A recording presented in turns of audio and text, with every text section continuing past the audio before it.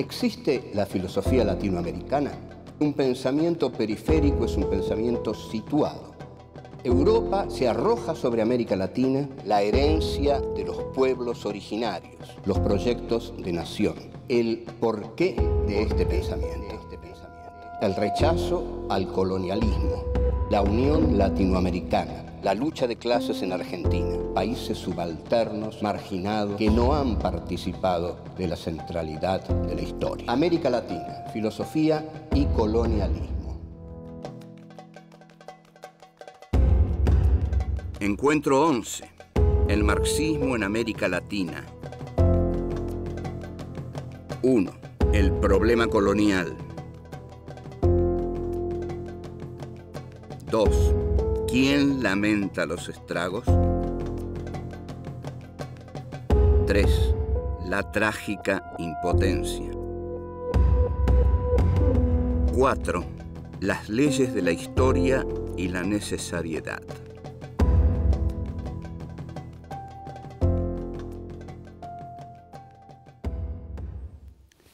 Este es nuestro encuentro número 11 y este encuentro número 11 de Filosofía Aquí y Ahora 4 y en el que vamos a tratar el marxismo en América Latina, para lo cual vamos a hacer un análisis del pensamiento de Marx acerca del problema colonial.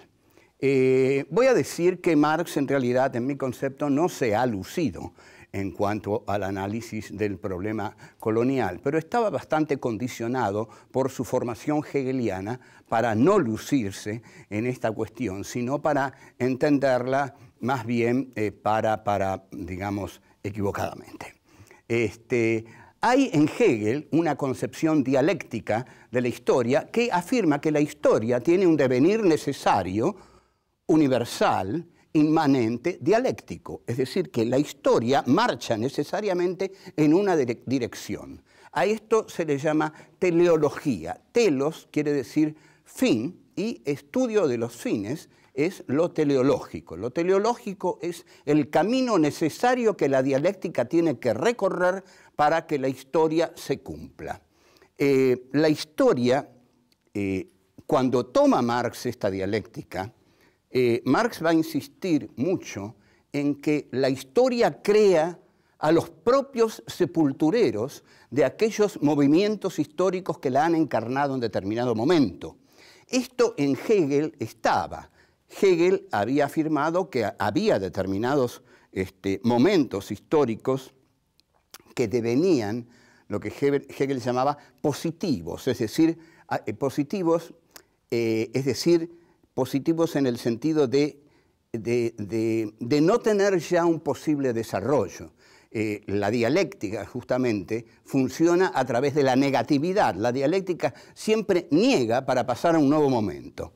Entonces, en Marx, cuando Marx toma esta idea de la dialéctica hegeliana, la toma del siguiente modo, basándose en la Revolución Francesa. El feudalismo fue negado por la burguesía. Fue necesario, para que la historia continuara, que la burguesía, en tanto la clase más revolucionaria de la historia humana, para Marx, lo dice en El Capital y lo dice en el Manifiesto Comunista de 1848, la burguesía es la clase más revolucionaria que ha actuado en la historia. Pero la burguesía, al derrotar al feudalismo, crea a su propio sepulturero, que es el proletariado industrial. Entonces este es el movimiento dialéctico, necesario, interno de la historia. La historia tiene necesariamente este movimiento, dice Marx. Así como la burguesía enterró al feudalismo, va a ser el proletariado industrial, que es el fruto del desarrollo de la burguesía, el que entierre a la burguesía por el movimiento dialéctico de la historia, que va de negación en negación. O sea, la burguesía niega al feudalismo y el proletariado niega a la burguesía. ¿Y en quién deposita Marx esta exquisita tarea de derrotar a la burguesía y llevar a la humanidad hacia una sociedad igualitaria y sin clases? En el proletariado. Así que el proletariado tiene que universalizarse. esta es la trampa de Marx. El proletariado tiene que universalizarse. Ahora, ustedes observen que si el proletariado tiene que universalizarse, primero tiene que universalizarse la burguesía. Es decir, toda expansión de la burguesía va a ser bien vista por Marx. No le va a preocupar, porque en tanto la burguesía se expanda, de ella, de sus entrañas, va a salir su sepulturero, que es el proletariado industrial. Así, Engels, en 1848, habla de la conquista de México por Estados Unidos. Es un texto que a nosotros hoy nos sorprende, pero tenemos que comprender que para Engels la historia debía surgir de la planetarización de la burguesía. Entonces, Engels dice, es extraordinario, es positivo que Estados Unidos conquiste a los perezosos mexicanos, porque Estados Unidos va a llevar a México modernas relaciones de producción capitalista. Y de estas modernas relaciones de producción capitalista van a surgir los proletarios modernos que van a derrotar a la burguesía y van a instaurar la dictadura del proletariado que va a conducir a la sociedad sin clases. Esta es la dialéctica tal como la veía Marx. Pero en esta dialéctica de Marx, la burguesía juega un papel fundamental. Sin burguesía no hay proletariado revolucionario. Entonces, Marx tiene que apoyar todas las conquistas de la burguesía, porque necesita a la burguesía para que surja de ella el proletariado redentor que Marx necesita. En consecuencia, Marx es un impulsor de la burguesía en India, en China, en México, menos en Irlanda, aunque, pero Irlanda, ojo, lo vamos a ver, Irlanda es una colonia blanca y ahí Marx ve bien el problema. Bueno, volvemos y ya vemos esto.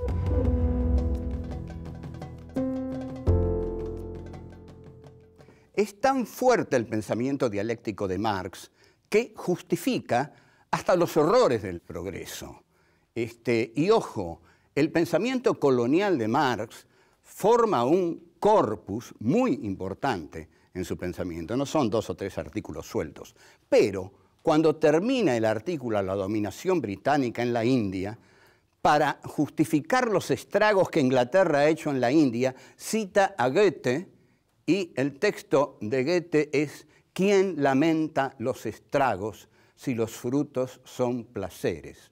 ¿No mató a miles de seres Tamerlán en su reinado? O sea, hay aquí una justificación de la barbarie en tanto progreso. Si la barbarie implica un progreso, justificada está. O sea, a pesar de todos sus crímenes, Inglaterra es un instrumento del progreso. Un instrumento inconsciente, porque la burguesía cree que está triunfando, según Marx, la burguesía cree que está triunfando y dominando el mundo, pero en realidad, para Marx, la burguesía está creando la obra maestra que la va a destruir y que es el proletariado. Esto no pasó así, digamos, esto, bueno, lo sabemos, pero no vamos a dejar de reconocer que hay otros textos de Marx sobre el colonialismo que implican un reconocimiento mayor. Por ejemplo, para ser libre en su casa, John Bull necesita esclavizar a los pueblos que están fuera de las fronteras de su estado. Analicemos esta frase. Para ser libre en su casa, John Bull, o sea, Inglaterra, necesita esclavizar a todos los otros pueblos que están fuera de su casa. Esto es el colonialismo, esto es el imperialismo. Y esto recuerda una gran frase de Jean-Paul Sartre en el prólogo a Fanon, donde dice: Europa se ha hecho a sí misma fabricando esclavos y monstruos. Ahora, en el pensamiento de Marx también, quienes intentan defenderlo con toda buena fe, porque hay muchos que tienen, por supuesto, una relación pasional con Marx. Yo la tuve en algún momento, lo que pasa es que ya no tengo relación pasional con ningún filósofo. Pero tratan de defender a Marx diciendo, bueno, pero está la cuestión irlandesa. Marx entendió bien la cuestión irlandesa. Sí, Marx entendió bien la cuestión irlandesa, pero tengamos en cuenta que Irlanda era una colonia blanca. Y Marx entonces dice, La liberación de Inglaterra depende de la liberación de Irlanda, porque se da cuenta que Inglaterra, al explotar a Irlanda, compra a su proletariado interno, ¿no?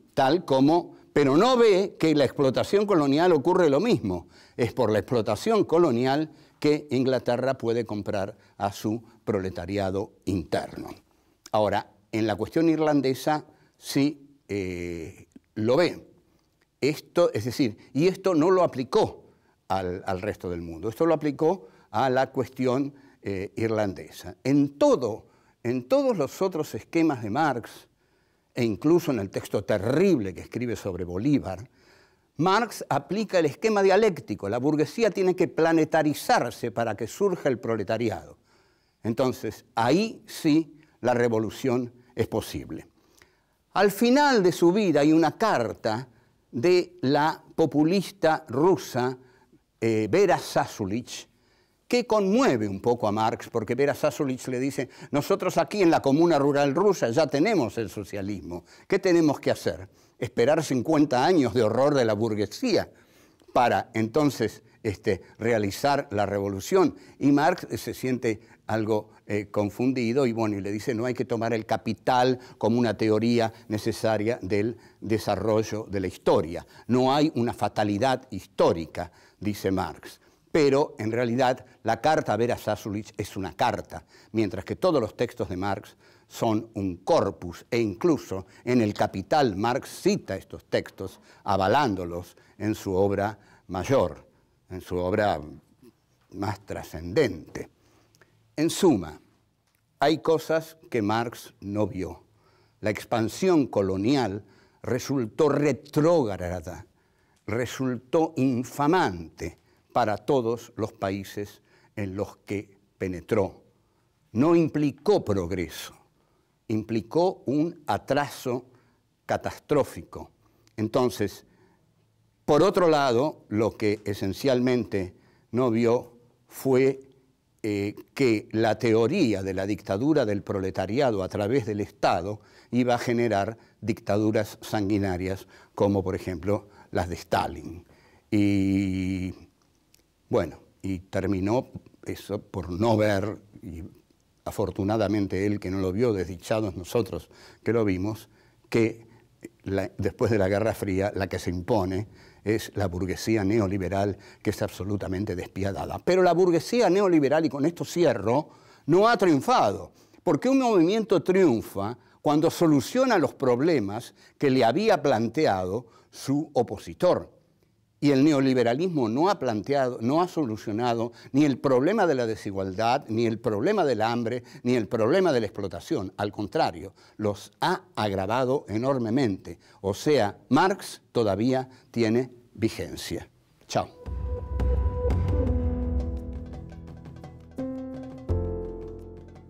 Contrariamente a José Carlos Mariátegui, de quien habíamos rescatado el nacionalismo, por supuesto, peruano, que late en las páginas de su libro Los 7 ensayos, los marxistas argentinos trasladan mecánicamente los esquemas de Marx, sobre todo los del Manifiesto Comunista, y bueno, y algunos otros, no tanto los del Capital, porque bueno, les costaba más leer el Capital, pero bueno, sí, algunos han leído el Capital, pero quien más inteligente ha sido, y que sin duda no le niego que haya leído el Capital, es en trasladar estos esquemas de Marx, fue Milcíades Peña, en una serie de libros que son muy valiosos, porque por algo uno ha polemizado con ellos, pero en Peña se da la perfecta traslación del pensamiento de Marx a la realidad argentina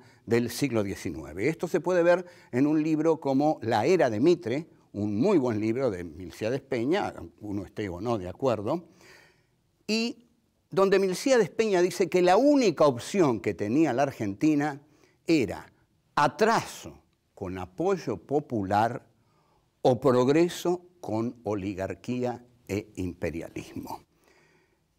Con oligarquía e imperialismo, en el avance, digamos, el progresismo era inevitable, pero se hacía a expensas de recibir el capital británico. Hay una célebre frase de Mitre que dice: brindo por el capital británico y el esfuerzo argentino.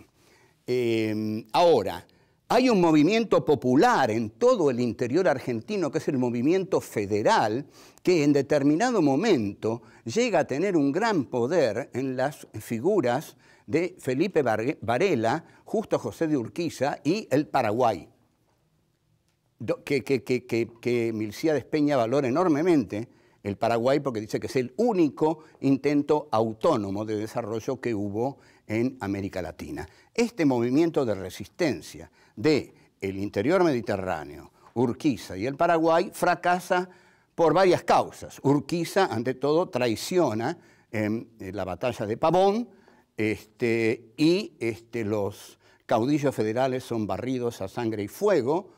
Luego de esa batalla de Pavón, en una guerra de policía que Mitre declara a las provincias, y la oligarquía argentina se entrega así a la vida fácil de entregarle el trigo y las vacas al capital británico. O sea que esta oligarquía no le entrega al país ningún futuro, porque ya lo hemos dicho otras veces y lo vamos a decir ahora: un país tiene futuro cuando crea un mercado interno y una industria para ese mercado interno. Ahora, preguntemos, ¿qué podía hacer Ángel Vicente Peñalosa? ¿Qué podía hacer Felipe Varela? ¿Qué podía hacer Juan Facundo Quiroga? Bueno, podían hacer muchas cosas. El interior, pocos países de América Latina tuvieron una riqueza en el interior. El interior, está muy bien dicho el interior, porque este país miró siempre para afuera, porque la gente de las provincias no quiere que le digan el interior. Y el interior es mirar para adentro. Entonces, lo que hace la oligarquía de Buenos Aires es arrasar con toda la política que le oponían los caudillos federales. Y fue un movimiento tremendamente sanguinario, con 2.000 gauchos asesinados, al frente de asesinos como Ambrosio Sandes, Irrazábal, etcétera, etcétera. Y bueno, esto fue así. Milcíades Peña lo que postula es que la derrota de las montoneras federales era inevitable, y lo postula porque está siguiendo los esquemas de Marx. Lo que ocurre es que el error de Milcíades Peña es el de creer que la burguesía de Buenos Aires era la burguesía en la que Marx pensaba. Pero Marx pensaba en otro tipo de burguesía, en una burguesía dinámica, creadora, industrial, que iba a generar proletarios. La burguesía argentina no generó nada, vivió de la abundancia fácil. Entonces, Milcíades Peña va a decir: hay una trágica impotencia de las montoneras. Aunque Felipe Varela se hubiera instalado en el fuerte de Buenos Aires, no hubiera podido hacer otra cosa más que la que hizo Mitre. Su derrota a manos de la oligarquía era inevitable. No hay nada inevitable en la historia, pero digamos que Milcíades, aferrado a la necesariedad dialéctica de Marx, cree, aunque lo odia a Mitre y lo detesta, pero sin embargo cree y lo justifica, y dice que Mitre es la necesariedad histórica porque implica la relación de la burguesía argentina con el Imperio Británico. Entonces, este factor capitalista para Peña va a ser progresivo, mucho más progresivo de lo que pudieran imponer las montoneras del interior. Tampoco piensa en una posible conciliación entre el interior y Buenos Aires que hubiera dado otro país. Pero, sin embargo, Marx, habrá pensado Peña, habría aplaudido el arrasamiento de la barbarie gaucha a manos de la civilización de la élite cultural de Buenos Aires. No olvidemos que importan los estragos y los frutos son placeres. No mató a miles de seres Tamerlán en su reinado. No mató a miles de seres el general Mitre en su reinado, y Domingo Faustino Sarmiento, que en mi defensa dice: ahora verán ustedes al militar, al asesino. Estoy hablando, sin embargo, del gran autor de Facundo. Pero el gran autor de Facundo celebró que hayan puesto la cabeza de Ángel Vicente Peñalosa en una pica. Es decir, la crueldad de Buenos Aires en su campaña punitiva en el interior después de la batalla de Pavón fue escalofriante y el arrasamiento del Paraguay fue un genocidio, 600.000 muertos. Hasta luego.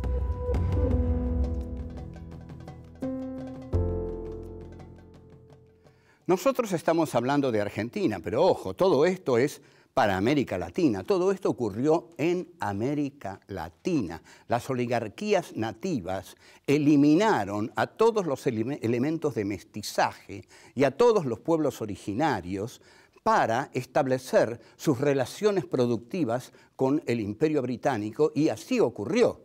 Así ocurrió la desunión completa de América Latina, porque fue un gran triunfo de la diplomacia británica y las oligarquías nativas.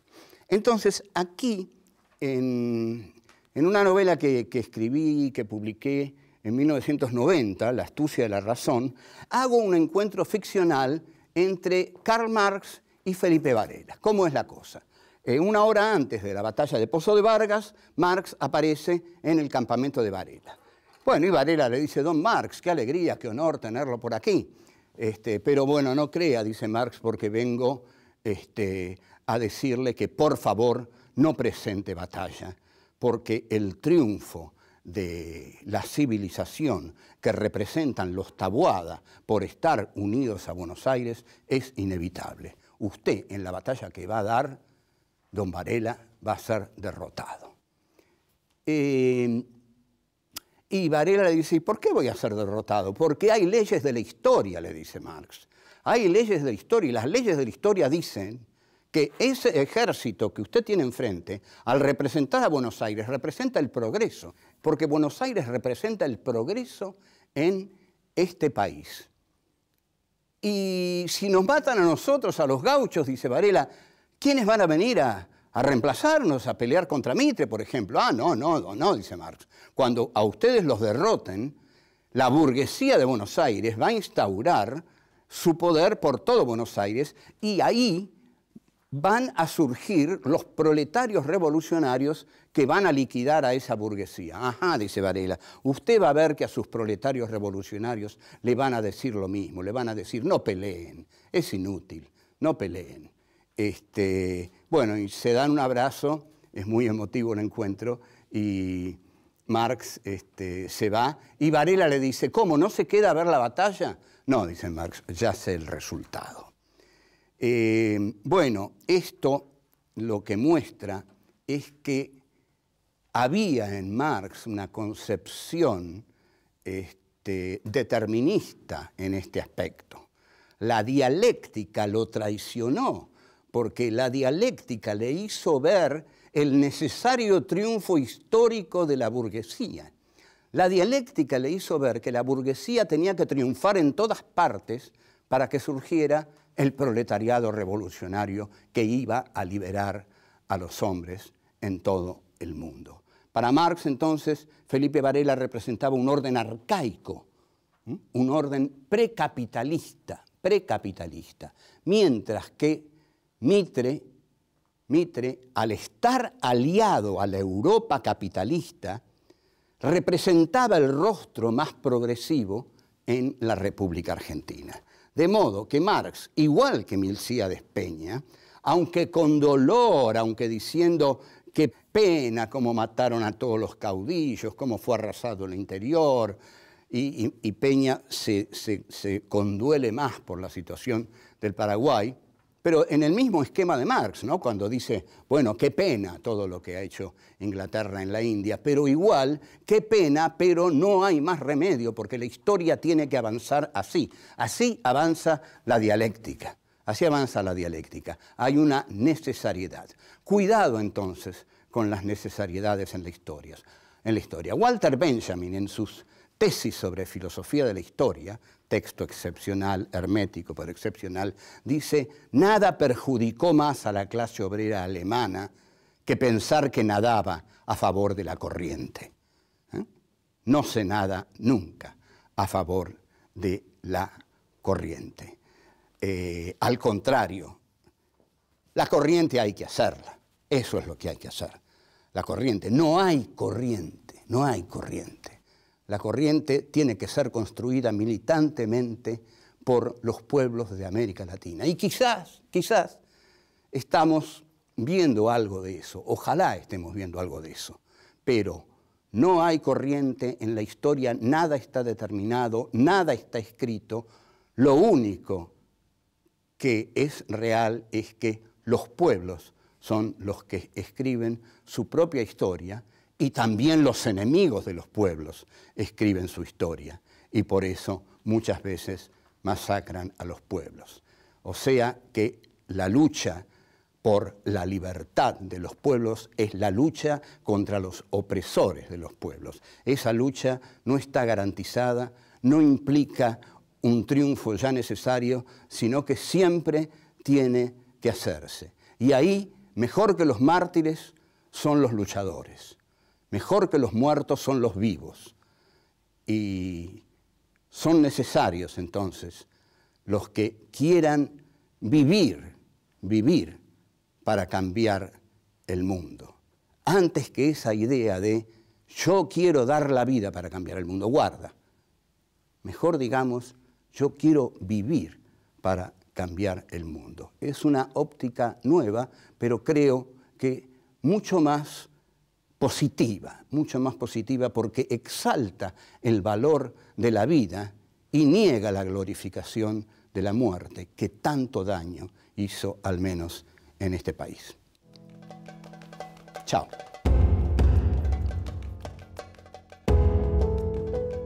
La expansión colonial resultó retrógrada, resultó infamante para todos los países en los que penetró.